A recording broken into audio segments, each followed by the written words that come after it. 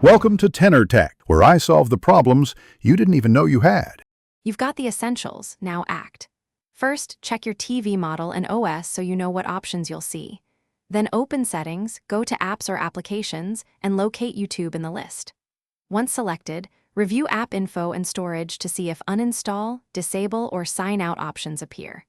Make sure to note whether YouTube was pre-installed, because pre-installed apps often can't be fully removed.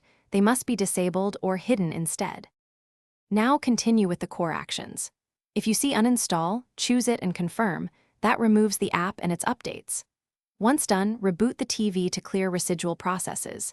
If uninstall isn't available, clear cache and data, then disable or turn off the app. This hides it and stops background activity.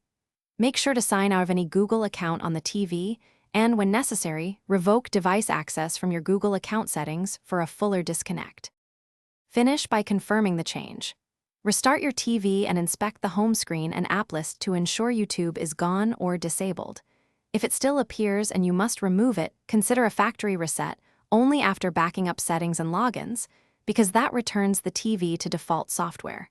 If problems continue, power cycle the TV, install any OS updates, and retry. One key troubleshooting tip: if YouTube reappears after updates, disable automatic app updates or contact the TV maker for a firmware-level solution. Thanks for watching. Subscribe to keep your life in tune.